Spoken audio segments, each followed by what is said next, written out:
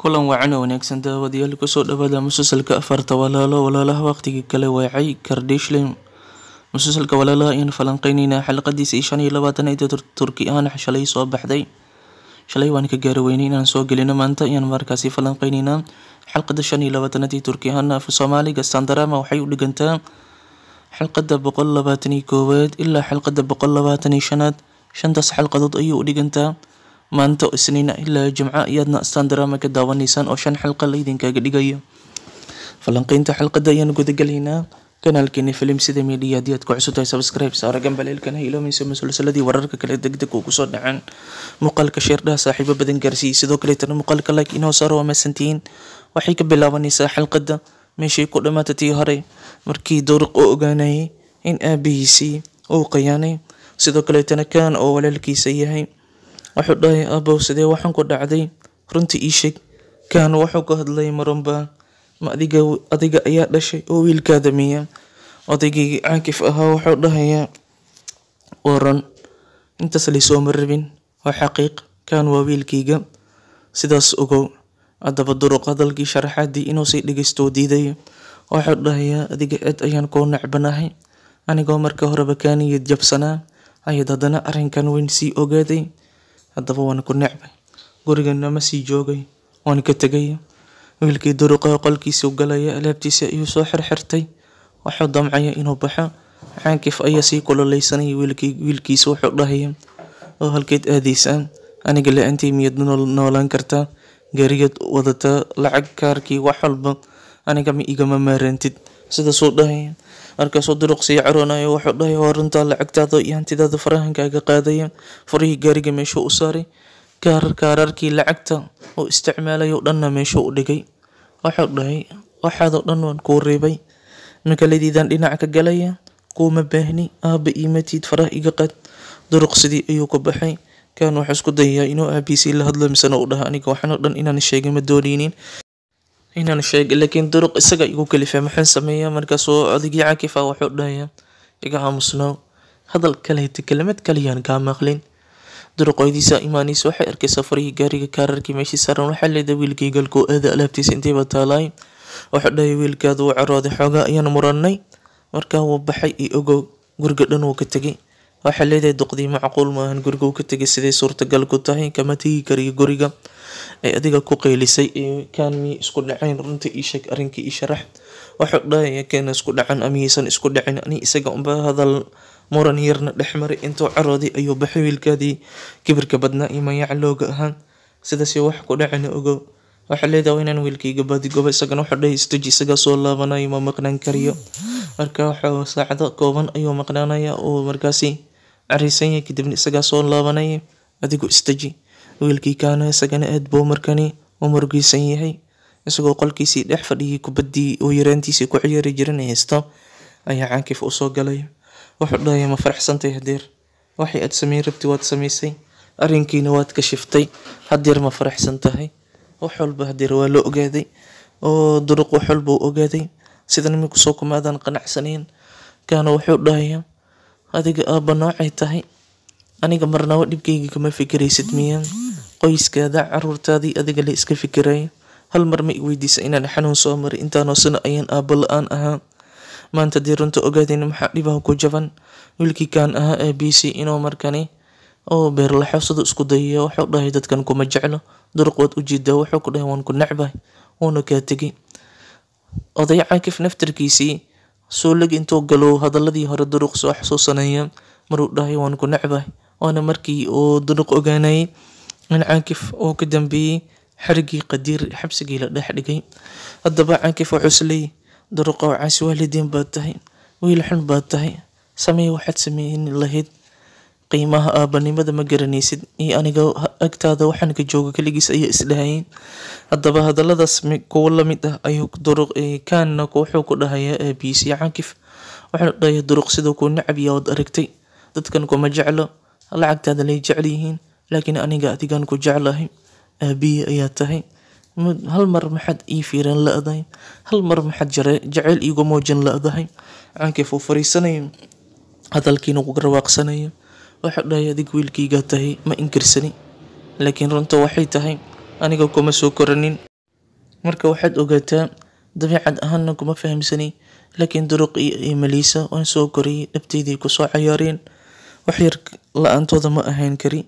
marka wiilkaygii oo dhibkayga fahan, xaaladda qoyskan waad ujeedaa, xaaskayga dii arrinkan ogaatana waa bes ani adiga xitaa gurigan inaan sii joogin uma maleeya. marka Caakif uu kasoo tagay wiilkiisii, odaygii xilli wiilkiisii kaan oo murugaysnaa, ninkii duruqa uu soo baxaya, waxaa imaanaya gurigii afarta walaalo habeenkaasi reerkii qaraabada ahaayeen ee reer adeerkood ayay markaasi waqti wacan la qaadanayeen. xilli odayga uu ku rajo weynaa inuu beri subaxdii shaqada ku laabanayo maadaama hadeer lugii uu soo caafimaadayeen, sidoo kale tan uu ul ku dhutinayo. waxaana dhahay shaqadii iskuulka ee markaasi aan xafiiska ka shaqeynay ayaan beri codsanayaa haddii lay ogolaaday, haddii kaleba. aad bayna qoyskii u wada faraxsanayeen. habeenkaasi waxa uu imaanaya duruq, way soo dhaweynayaan. waxuu dhahaya aniga gurigii waan kasoo tegay, aabihii ayaan isku dhacnay, hadeerna meel aan seexda ma lahan. Oljan ayaa soo dhaweynaya, wuxuu dhahaya qolkayga ayaad ila seexanaysaa, anigaadna la seexanaysaa. duruqna wuu ogolanaya, laakiin waxaa weydiinaya Qadiir. wuxuu dhahaya Qadiir oo miyaad ogashahay, raalli ma ka tahay inaan halkan jiifto? Qadiir wuxuu dhahaya wax dhiba kuma qabo, aan siima hadlooso. shab way meesha taaganta, weli way u caraysan tahay, laakiin murugada duruq ka muuqato way dareensan tahay. inkastoo in adeerteed abika iyo waxay dhahaysaa duruq beentiiso ee bisis ma dagaaline, halkan waxa uu imaaday si uu adig kula heshiiyo. marka sidaas uu imaaday boojo waa inuu inta joogo rabaa. siima aaminsana warkaasi, waxaan u malaysaa in duruq iyo aabiis isku dhaceen sabab la xiriirta walaalkeed Qadiir. si kastay haddaba duruq habeenkaasi meesha ayuu jiifanaya, siina salaan mooye wax kaleeto sheeka dhex maraysa ma lahan. kadib duruq markuu qolkii jiifto, habeenkaasi shactira ayaa dhex maraysa qolkaasi. marka shactira ayaa ka dhacayso oo Oljan wuxuu dhibaya duruq, hadba dhinacay isku gedgedinaya ilaa duruq uu dhaho niyow ma kaa seexan kariyey, maxaad damacsan tahay? Oljan dhulka u jiifaa oo yacni fresh ayuu dhulka dhigtay, xilli duruqna uu sariirtii ku jiifo. waa muuqaal shactira. subaxdii marka la gaaro iskuulkii ayaa laisku soo raacaya, Melissa iyo duruq iskuulkii ayay ku kulmayaan. waxaa leedahay xalay halkeed seexatay? waxa uu sheegay horta taleefankii ka wada hadleen, isaga laakiin uu diiday inuu taleefanka wax walba uga sheego. wuxuu dhahay saaxiibkii ayaan la jiifaa, wax walbana iskuulkan kuugu dhamaystiraya sheekada. haddaba duqdii iyo odaygiina meeshii joogeen, meeshii ka dhageysanayeen Melissa ayayna weydiinayeen halkuu jooga. iyadana waxay leedahay saaxiibkiis ayuu la jiifaa, wax kaleeta dhiba ma jiraan, isdejiye. dhinaca kale iskuulkii markii la wada imaado, Melissa wax walba u sheegaya inuu halkaas joogayo, gurigan uusan kusoo laabanaynin. lacag bay siinaysaa, uu diidaya, ma doonaya buu dhahaya. sidoo kale duruq waxaa lacag siiyeen Oljan oo keerkiisa ayuu siinaya. lacag xoogaan uu u taagaya oo ka qaadanaya, waayo duruq mausan haysanin lacag uu basku ku raaco subaxdii hore, oo asi ayaa ka dhiibtay baskii lacagtii lagu raacayay iskuulka markii loo socday. haddaba iskuulkii markii la taga, Melissa ayaa lacag siinaysa, walaalkeed wuu diidaya. wuxuu dhahay lacagtan waa lacagtii aabihii, anigana ballan waxaan ku qaaday inaan lacagtiis isticmaalin, marka ma doonayo. adiga arrinkan cidna ha u sheegin. mar walba hooyadiis ayaa soo wacaysa, taleefankana kama qabanayo isaga. Melissa iyo Qadiir way heshiinayaan, meeshii ku kulmayeen iskuulkii, meesha maqaayada dhankeedii. waxay leedahay wax walba waan kaa raalgaraynaya, inay asiga ku sheegtan u malaynayo. wuxuu dhahay asiga waxba iima sheegin, maxaa dhacay? waxay leedahay Jamiilan uu dalbay shaqadiina asi way ogaatay. waxayna dhahday asiyaad kama siiraysaa, sidaas shaqada ugu dalabtay Soomaan Jamiila.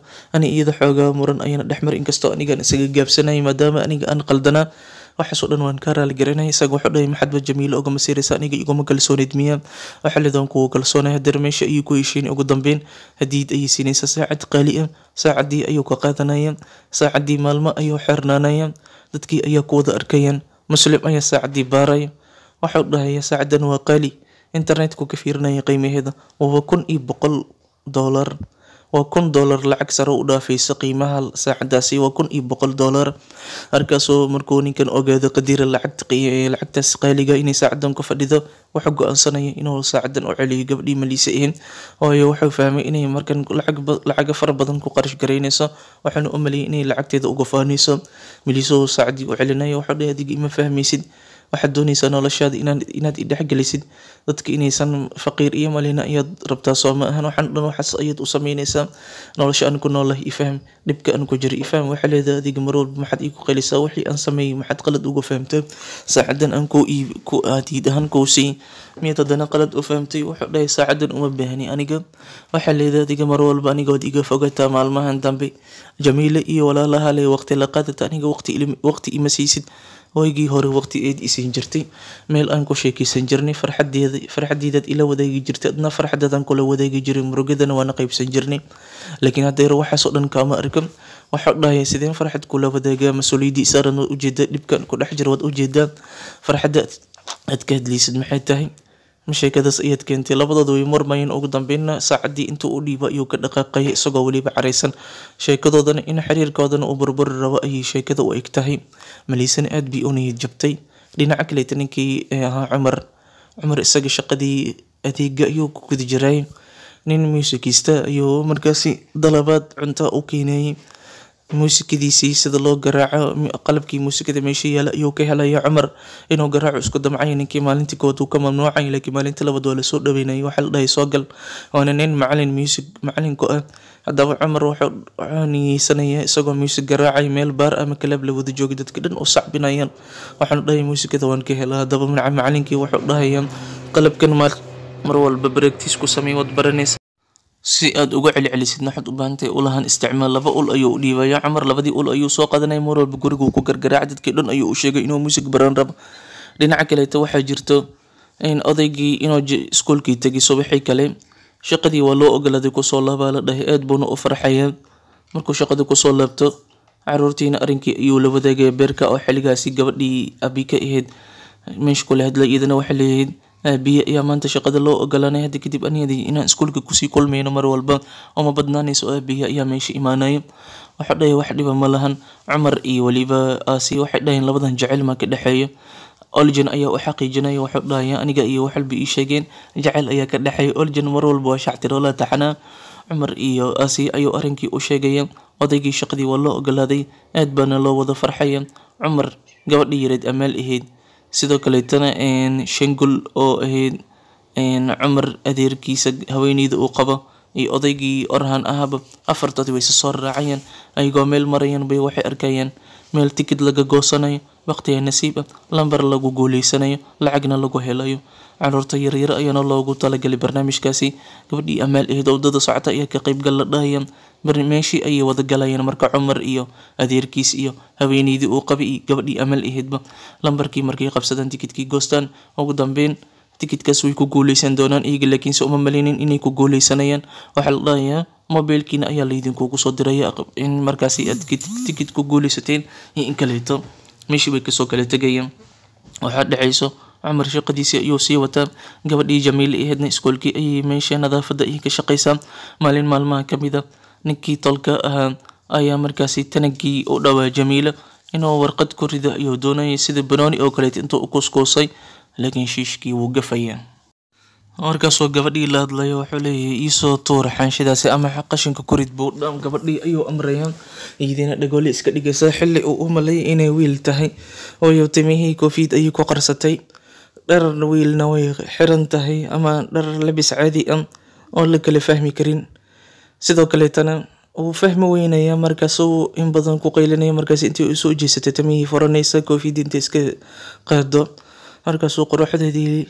aad iyo aad markaasay oo u soo jiidanaysaa in badan ayuu ku maqnaanaya wajigeedii isagoo aad moodid tolka inuu gabadhan jeclaaday ama uu ka helay iyadana markaasi si kulul ayuu la hadlaysaa waxay leedahay intii xanshidii u tuurto adiga kurid bay leedahay taniga qashinka markaasuu wuxuu dhahay igaraalay noq waxaan ku maleynayay wiil gabar inaad tahay maba ogeyn way ka dhaqaaqaysaa markaasay iyadii ku ridaysaa qashinkii intii xanshidii shiishto oo tuurto ay tanaga ida ku ridayso maalin kale haddana kulmayaan waayo isaga uu ka helay mar walba uu soo kormeerayo oo uu dulmarayo oo agteeda kama fogaanayo isagoo maalin la sheekeysanayo ayaa odaygii ku qabanayo oo odaygii Oljan iyo abika dhalay oo afarta walaalo adeerkood ahaa wuxuu dhahay gabadheedii Jamiila ninkan maxaad u ag joogtaa musiibadan inay haysatay dhibkan igu dhacay wax walba ninkan ayaa u sababa ninkan waa nin xun ee agtiisa ka fogow, sidoo kaleetana ha u dhowaanin. Markaas ay gabadhii Jamiil ahayd ka caroonaysa, waxay leedahay ninkan miyaa ninka wax dhan ka dambeeyo, intay ka dabagashay ay iskoobihii ushii wadatay wax ku nadiifinaysay lugta ku dhufanaysaa. Waxay leedahay adiga nin xun ayaad tahay, dhib dadka qoyskaasna dhib ayaad u geysatay, hadda kadib iska kii ilaali, isku badnaa bay leedahay. Way ka dhaqaaqaysaa xariiqa oo dusha sare ka arkaysaa. Waxay leedahay yee tahay gabadhan maxayse usha kugu dhufatay, waxuu dhahay iska dhaaf uu ka gudbeeya arrinkaas oo dhan. Dhinaca kaleeta xariiqa iyadoo gurigeedii kasoo baxaysa ayay maalin arkaysaa afartii walaalo oo duruq ku dhex jiro, iyagana iskuulkii usii socdan. Waxay leedahay duruqa dunidii faqiirnimada miyaad soo dhex gashay oo dadkan miyaad la soo degtay, anigana intaan deganahay ereyadan kama dheeri. Waxuu dhahay haa hadda kadib intaan degnaanaya. Markaas arrinkaas way la yaabaysaa, iskuulkii oo dhan waa la iska gaarsiinayaa, xariiqa saaxiibadeedii dadkii tolka kulli way gaarsiinaysaa. Arrinkii way sii fogaanay. Dhinaca kaleeto waxaa dhacayso in markaasi gabadhii ahayd Marwa Nabad waxaa la sheekaysanayso Shangul. Shangul waxay u sheegaysaa in wiilkeedii Duruq oo gurigooda joogo. Markaasay waxay leedahay Duruq gurigiina miyuu joogaa? Waxay leedahay haa meeshuu saaxday xalay. Waxay leedahay gurigaas ka soo saar, waa inaad soo barisaa. Waxay leedahay ma wiilkeeda ayaan dibadda usoo saaraa? Waxay leedahay haa inuu guriga kusoo noqdaan rabo, taleefankan uu iga qaban lahayahay. Waxay leedahay anigaad igu ogtay. Dhinaca kaleeto waxaan rabaa Marwa Nabad inaan arrin muhiim ah kuu sheego. Habla aan la sheekaysta dariska waxay ii sheegeen ninkaada Caakif habeen dhaweyd inay markaasi gurigan ku arkeen meelaas inuu kasoo dhexbaxay guri ka mid ah ereyadayna ee ninkaada u badnaa, markaa naga kale inuu kugu dalwado ayaa suurtagal. Markaasay Marwa Nabad arrinkii dabagal ku sameynaysaa. Waxay u tagaysaa ninkeeda iyo xafiiskii ku booqanaysaa. Waxay leedahay habeenkii dhaweyd aad dhiisay saaxiibkii ayaan la joogay, ayaan doonaya arrinkaas inaan baaro. Saaxiibkiis ayay waciisa uu ka qabanayo. Wuxuu leeyahay dumashi iyo waran sidee tahay? Waxay dhehaysaa ninkayga Caakif habeen dhaweyd adiga iyuu kula jooga soo ma ahan. Samiicadii ayay furaysaa, Caakifna meeshuu fadhiyo wuu maqlayo. Wuxuu dhahay ninkii isagoo Caakif difaacay, ileen mar hore Caakif ninkan la heshiiyey, hore ninkaada anigoo ila jooga habeen dhaweyd hadda xitaa wuu ila joogaa. Markaasuu Caakif baxar galaya. Waxay leedahay oo hadda miyuu kula joogaa? Ileen Caakif horteeda uu joogaa, taleefankani saaxiibkiisa ila hadloosaa. Wuxuu dhahay haa Caakif wuu ila joogaa, suuliguu ku jira wuu qabiisanaya. Markaasuu ama kuugu dhiibaa taleefanka. Waxay leedahay haa iigu dhiib. Markaasuu wuxuu dhahayaa isagoo Caakif isla isagii ayaa Caakif iska dhigayo. Markaasay Caakif uu niyad jabaya in la qabtay ayuu ogaanaya. Markaasuu saaxiibkiis taleefanka kula hadlaya. Wuxuu dhahay war nacas iyo doqonka ah, god ku dhacay taleefanka dami, baxar ayaad ii gelisay. Markaasuu ninkii wuxuu dhahay saaxiibkaygiiyo walaalkaygiiyo ma adiga inaan ku badbaadiyo rabay, war taleefanka dami buu leeyahay. Markaasay duqdii Nabad ahayd waxay leedahay runta ii sheeg, haddii kaleeta aniga iyo caruurtaydaba waan kaa tegaynaa, dib dambena nooma arkaysid. Ii sheeg runta habeenkaas inteed jirta, aniga waan ogahay meesha jirtay, adiga ayaan afkaada ka rabaa. Wuxuu dhahayaa waxay isoo wacdo taleefanka ku calaacasho ku oysay naagtii ahayd Susaana. Waxay ka wada xariiqa hooyadeed Marwa Susaan ayaa isoo wacday, taleefankii ku oysay la kulan bay tiri, gurigeedan ku booqday. Meeshaasi habeenkii oo dhan ku calaacalaysay in hanti la-aan ay tahay, lacag ay u baahan tahay, wax walba ay u baahan tahay. Meeshaan habeenkii ku daahay, anna habeenkii kursiga meesha yeelan iska seexday. Subaxdiina gabadheedii xariiqa iyo muuqaal iga duubtay, muuqaalkii igu rakaataysay, shoobin iyo alaabii lacag ayaan baan siiyey. oo markaas ilaa muuqaalkayga waxay tiri xaaskaadan tusaya adigana haddaad muuqaalkaas arki lahayd furgaatoor leed sidaas wax u dhaceen ay xaaskaygii waxa kaleeta ma jiraan ogow uu dejinaya warkii ay run u malaynaysaa sheekada qayb ka mid ah uu sheegay laakiin wax yar ayuu ka kala bedelay hadda uu Marwo Nabad si uu argoosato waxa leedeen ilaan Susan iyo gabadheedii sidaas ay ku dhaceen way baxaysaa marka waxay u dhahay sidaas ay dhaceen waxayna ugu talgaleen qorshaas ay dabinkaas ay dhigansay lacag iga qaataan anna waan iska siiseen oo aamusiyo way baxaysaa marka Marwo Nabad waxay tigaysaa goobtii ka shaqeynaysa Marwo Susan gabadhii meesha iska leed ay Marwo Nabad saaxiib ay yihiin way la hadlaysaa waxa leed naagtan Susan shaqada ka cayri shaqadii ayaa laga ciiranaya Marwo Susan meesha ay yaabaysaa waxa leedahay Marwo Nabad ayaa waxan ka dambayso Soomaalihan waa loo sheegay inay iyada waxan ka dambayso waxa la dhaayay macaamiil anaga inoo gaaro muhiim ah iyo kaasoo dacwootay shaqada waan ka ciirinay haddaba Marwo Susan way soo baxaysaa Marwo Nabad gurigeeda imaanaysa gudayna xoog ku soo galaysaa waxa leedahay adiga maxad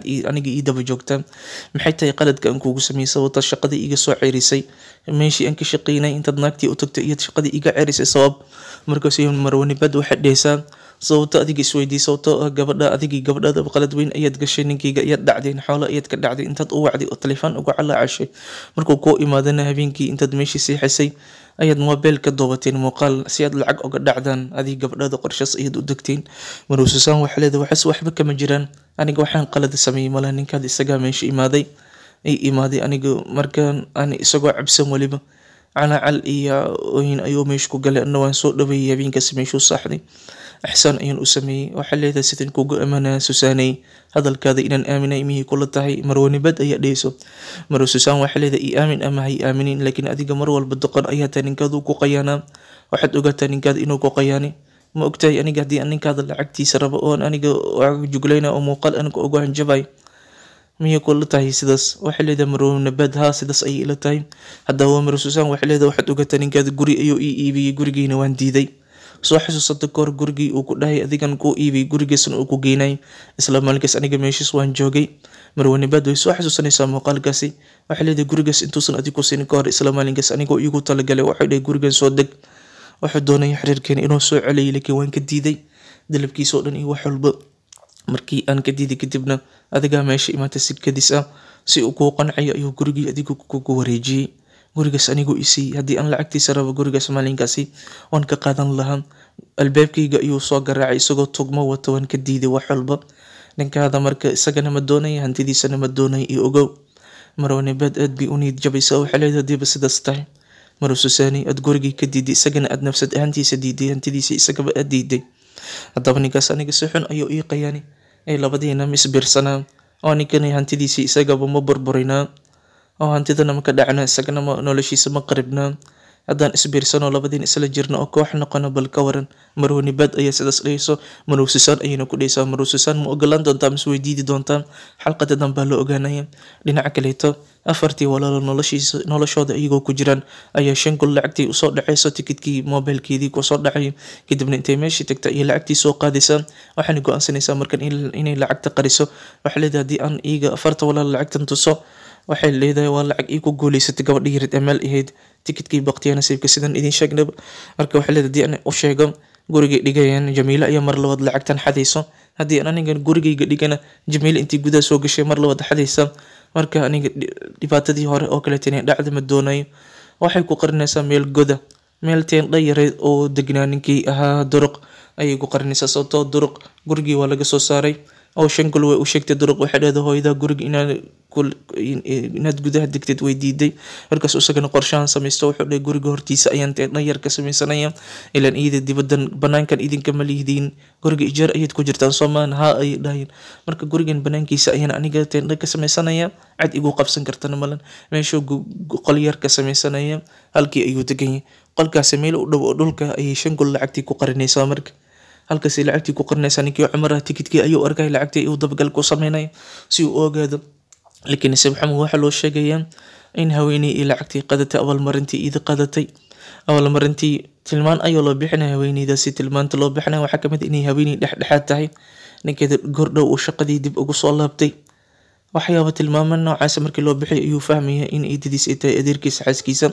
eedii ayuuba wadada ku helayo, wuxuu dhahay lacagteedaa soo qaday Soomaali. waxay leedahay aniga tuug miyaad iyo maleysaa, ma soo qadan lacagta waa inkaraysaa. wuxuu dhahay aniga tuug kuguma tilmaamin, ee lacagta inaad adiga soo qadan u fahmay. wuxuu soo xasuusanayaa odaygii ninkeedii markii xafladda dhalasho loo sameynaya, xaflad dhalasho ayaa loo dhigay, hadiyo fara badan ayay usoo iibisay. waxay dhihaysaa hadiidan waa markii aad adiga caafimaaday, hadiidan kale waa hadiidii dhalashadaada, tani waa shaqadii markaad kusoo laabatay, ilaan shaqadii ayay dib u heshay. hadiid wey, hadiidanna waa jacaylka aniga kuu qabo. afar hadiid kale oo qaali ayay usoo iibisay. Cumarna xiligaas wuxuu dhahay intaanoo lacag inteed ka keentay. haddaba Cumar waxaas ayuu soo xasuusanaya, wuxuuna isleeyahay lacagtii walaasha Amaal ayay duqdan iyo qarash qarig, intaasoo qarash ay ku bixinaysaa. lacagtii qayb ka mid way isticmaashay, qaybna dhulkii ayay ku aastay. haddaba waxaa dhacayso in Duruq la fahmo inuu halkaasi joogo, aabiis ayaana fahmay. waayo Asiyo Melissa waxay tiri Duruq saaxiibkiisa la jooga, odaygii Cakif ana xaskiisa ku qasbaysa. waxay leedahay saaxiibkiis aabiis ilaan saaxiib ayaa tihiin, halkaas ku ogow. odaygii Cakif wuxuu ogaanay in Duruq unasan gurigaas marnaba tegin. dabagal ayuu sameynaya in isaga u shaqeeyo. wuxuu leeyahay iisoo ogow wiilkayga dabagal ku sameey halka uu joogo. oo loo soo ogaanaya waxaa la dhahay afarta walaal gurigoodu jooga, halkaasuu guri yar teendha yar halkaasuu ku leeyahay. odaygii Cakif wuu coroonaya. dhinaca kaleeto waxaa dhacayso muddadii uu Duruq halkaas joogay, isagii Melissa xoogaa yar isku soo dhawaanayeen, laakiin toos umaysan heshinin. go ayay siinaysaa dhaxanta, isaga dabool bay leedahay.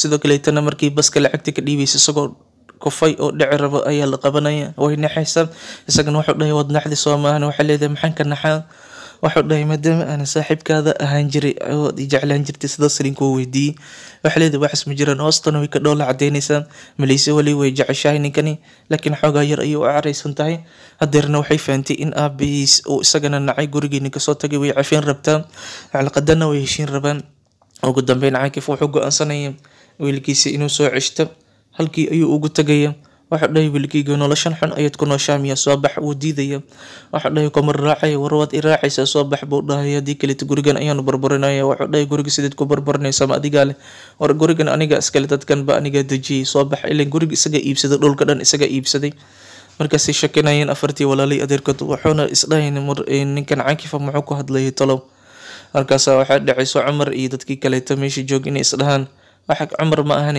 Oljan iyo kuwa kaleeto xanaaqlay ka keenay sidaas oo u hadlay qadiir xitaa saas uu dhahayo cumar iyo haweeneydii shangol eedna wadadii ku soo jiraan way murmayn lacagtii ku murmayn xiligaasi hadaba caakif meesha cagaf ayaa taalo caakif wuxuu dhahay hadii aad soo raaci weysid gurigan dhan waa burburnaynga cagaftan ayaa la dul maraya duruq ma aamin ayaa dalkaas wuxuu dhahay suurtagal ma midaasi hadaba cagaftii ayuu soo qaadanay meesha ayuu la soo galaya teendhadii uu degnaa duruq ayuu burburinaya oo markaasi iyadoo dhan uu gedgedinaya cagaftii ayuu la dulmaray ninkii caakifa lacagtii xitaa meeshuu kasoo bixay oo lacagtii ayuu burburinaya waxay imaanayeen cumar iyo duqdii shangol iyo lacagtii ayayna arkayeen iyadoo dibadda loo soo saray cumarna wuxuu dhahay lacagtii waa tanaabay iyadana waxay leedahay lacagtii dibaddii usoo baxday caakif maxaad samaynaysaa godkii oo dhan ayuu caradii dul u qaaday lacagtiina banaankii timid dadkii oo dhan way wada arkeen lacagtii xalqadana meeshii ku dhammaanaysaa oo meel xasala iyadoo duruq la celcelinay qadiir oo celcelinay ninkii caakifana cagaftii oo meesha la dul maray xalqadii daawadayaal meeshii ku dhamaatay waxaan wada sugaynaa xalqada isbuuca dambe sidoo kale tan intaan la gaarin axadda soo socoto ka hor ama khamiista meelahaas waxaan soo gudbinaynaa taxliil ku saabsan xalqadan iyo goosgoosyada laga soo bandhigaa wabillahi tawfiiq. Assalaamu calaykum waraxmatullaahi wabarakaatu.